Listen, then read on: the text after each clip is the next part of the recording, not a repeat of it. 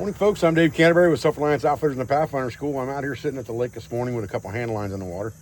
I got 2 catfish lines, and I've got one line, could be catfish, could be crappie. I got a really small bluegill on it, kind of floating out there, probably 15, 20 feet offshore. And then I've got these larger hand line catfish lines with larger bluegill on them, pretty far offshore. I caught in a cast net this morning. Easiest way to get bait is just pull up, grab a cast net, throw it out there, bring a fray bow with you and throw it in the water, throw some bait in it, 4 or 5 bluegill. You're ready to fish for a few hours. I figured I'd get some breakfast while I'm out here. I want to make a recipe for you this morning that my wife actually makes all the time at home. And it's one of my favorite things. It's very carnivore diet or keto diet related, but I think you're gonna like it. And it's a really, really great meal. So stay with me and we'll get some breakfast fixed. All right, so we're gonna start off with about a quarter of this 16-ounce zesty sausage right here. Get that in a 10-inch skillet. My wife would fix the whole thing for sure. We're not gonna need that much for breakfast. All right, for those of you who've been buying your time on this 10-inch skillet, it is just about to come to fruition here. We've got these things en route. They should be here next week. So if you're on the list, you've pre-ordered one of these 10-inch carbon steel skillets with the lid, or a 10-inch carbon steel skillet with the bag and the lid, it will be starting to ship next week. So patience, patience, patience. Turn the heat down just a shade here. Get this sausage cooked up, and then we'll go on from there. Well, the sun's starting to pop up over the trees out there, and that's a perfect time to cook breakfast, eh? Beautiful morning on the lake. All right, we got that sausage browned up. We're gonna put a couple eggs in here.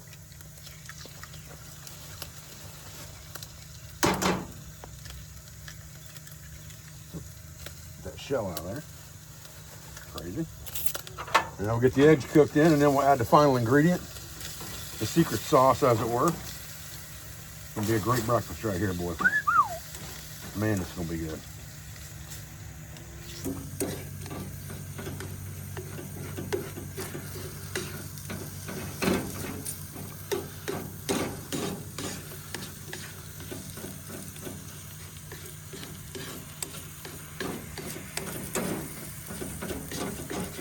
Yeah, just when you get to the point you think this old carbon steel can stick, it don't. Scrapes right up, just like that. Piece of cake, clean as a whistle. Look at that, nothing to it. No seasoning required, no nothing. Just straight out of the box, this thing cooks like a champ, all right? About ready to get our last ingredient in here and put some seasoning on it. We're gonna have us a great breakfast this morning. All right, here's the secret sauce, whipped cream cheese. This stuff just turns it into the money train right there. Put a good slathering of that in there, and I mean a good one. Let that dude melt in the skillet. Mix around with that food. Get that cheese melted in there. Woo, son. Talk about good. Oh, will you? Talk about good. Man, I can't even tell you how good that is. Right. A little pepper. A little salt. I just carry seasoned salt with me most of the time. It's just easier that way. I don't have to mess with a bunch of seasonings and get salt at the same time. These little black Tupperwares are perfect for camping. I keep them in my food bag, my little kitchen set. They work great for that. Man, look at that. That is some kind of good right there. Look at that. That thing, piece of cake. Just scrape that bottom of that skillet. Nothing sticks to it. Looks like it wants to stick, and then you scrape it and it's gone. Piece of cake. You don't have to worry about rubbing the seasoning off of it or anything, because it don't need to be seasoned. That dude right there is ready to go. Go ahead and turn our stove off here. Just let the residual heat of that steel skillet cook this the rest of the way, and it's ready to eat for sure. Man, look at that thing. Golly. Yeah. Nothing on the hand lines yet. Just biding our time, having a good day, out here relaxing. If we're catching, we're catching. If we're not, we're not. It's no big deal. We're gonna have us a good breakfast either way. I'll tell you what, I just eat right out of the skillet. That way I got less dishes to do. Ooh, hot. Oh my gosh. Man, that stuff is like heaven. Oh, I love it. Wow. That stuff is so good. I can't even tell you how good that is.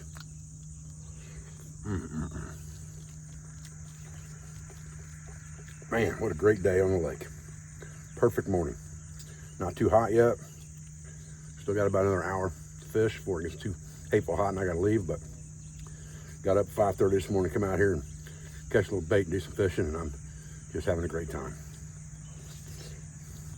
All right, so we're out here handline fishing this morning, having some breakfast by the lake, and I've got both my hand lines laying on the hitch of the Jeep here, and we'll talk about those in a few minutes. And they're out there in the water, working with some bluegill on them. You can see my bait bucket right there. Caught a couple bluegill this morning at cast net real quick and threw them out there for bait, just to have some breakfast and fish a little bit, relax. This works out pretty well. Easy system. I like these hand lines. The top hand line there is one that we're getting ready to sell on our website. The bottom one is an old Cuban yo-yo from Florida, had for a long time. And I've got a smaller hand reel as well that fits inside the top one there. So you can have a small hand line and a larger yo-yo hand line kind of at the same time. I'll show you those here in a minute. We'll talk about how you cast these hand lines, because I don't seem to be catching any fish, so we might as well do something constructive. All right, so there's our skillet. Clean and ready for the next time. I'll just let it dry before I put it away. That's the important thing, is you don't want to put these things away wet. They are carbon steel, but they are very corrosive resistant. So this thing here has been cooked in a ton already, and it's like brand new. So those of you who've been waiting for these bad boys, the time has come. They'll be shipping next week. All right, so let's talk about these hand lines real quick. And again, this one is one that we're gonna be selling on our website. In fact, I think it's there right now. I'm gonna go ahead and pull this one in. It's been in the water for a while with a bluegill on it here, and haven't caught a fish, so we'll go ahead and take this in. Now, if you got a fish on this thing and it's any size at all, you're probably gonna want gloves on when you're doing this, okay? I've got 120-pound braid on here is what I'm using with a leader. I'll show you the setup here in just a minute. And I'll also show you how to cast these things. Real simple. It's out there a ways, that's for sure. They cast really well. You can see, get the weeds off of it here. You can see the setup here. So I've got a sinker on a leader here and a bluegill on that dude. That bluegill has since expired. Not necessarily a bad thing.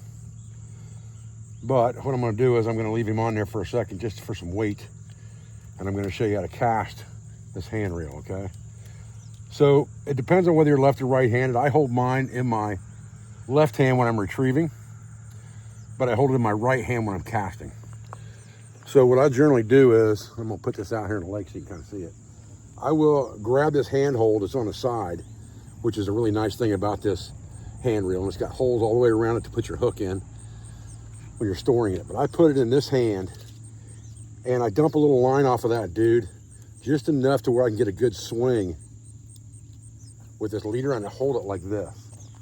And so I'm gonna throw this out and hopefully you'll be able to see it. You can get that a good long ways out in the water, okay? No problem at all. And I can reel it both ways. I can reel it left or right-handed. So to me, it's not that big of a deal.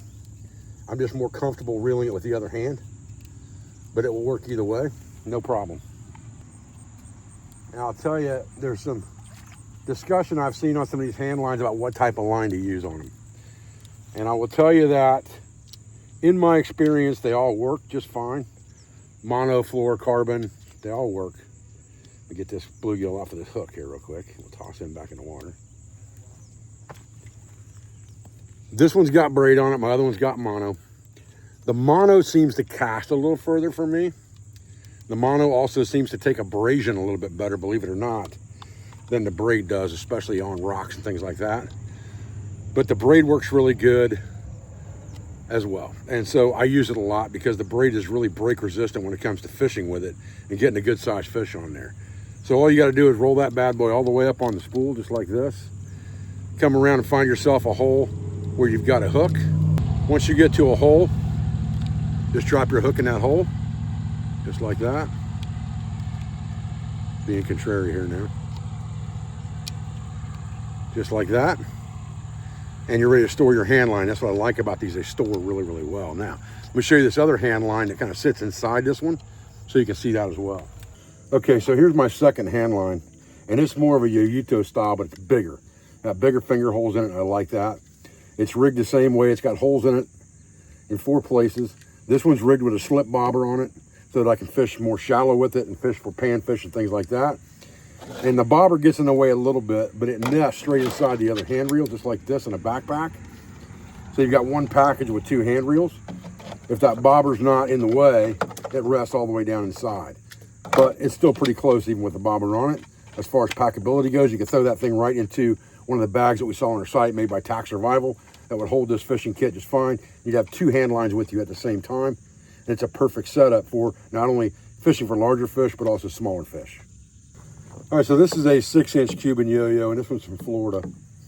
And it's got mono on it, 40-pound, 30-pound mono. I think it's 30-pound mono. And because it doesn't have the holes drilled into it like this one does to store your hook conveniently, what I do with this one is I just use a rubber band that I've got a knot tied in off to the side that I can put my hook in and just rubber band it around. It keeps it nice and tight and in place. The rubber bands I get for free because the mail people put them on my packages all the time and around my mail. Leave them on my front porch. And that gives me 3 hand lines I can carry pretty conveniently in a 5-gallon bucket or in a backpack or pack basket or whatever to fish 3 lines in the water at one time.